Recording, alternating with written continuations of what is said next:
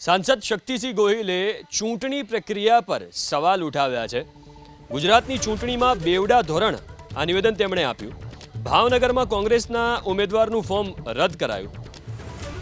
પુરાવા ન આપી શકતા અરવિંદ પરમારનું ફોર્મ રદ કરાયું। કચ્છમાં ભાજપના ઉમેદવારને 3 બાળકો છતાં કાર્યવાહી ન થઈ। બનાસકાંઠામાં કોંગ્રેસના ઉમેદવારના એક બાળકનું ભૂતકાળમાં મૃત્યુ થયું। આ નિવેદન તેમણે આપ્યું છે।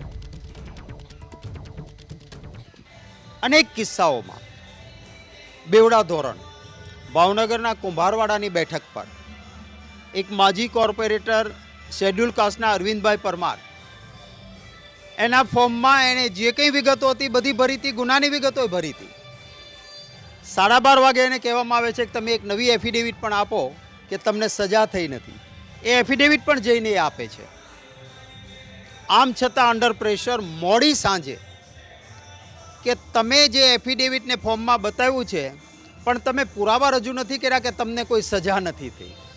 હવે તમને સજા નથી થઈ એવું પુરાવો કયો હોઈ શકે બીજો? એ પોતે એફિડેવિટ આપે છે, એની સામે હા કોઈ કાઉન્ટર પુરાવો આપે કે ભાઈ આ મારા પાસે આધાર છે કે આ ભાઈને સજા થઈ હતી તો સમજી શકાય।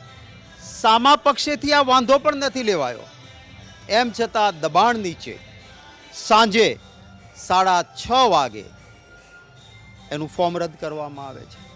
ક્યાંક ભારતીય જનતા પાર્ટીના આવા જ કિસ્સામાં એ જ આરઓ પાસે, એ જ રિટર્નિંગ ઓફિસર પાસે 3 વ્યક્તિ ભારતીય જનતા પાર્ટીના સેમ એફિડેવિટમાં સેમ મુદ્દો કોંગ્રેસ પક્ષે બાંધા લીધેલા છતાં એમના ફોર્મ માન્ય થયા।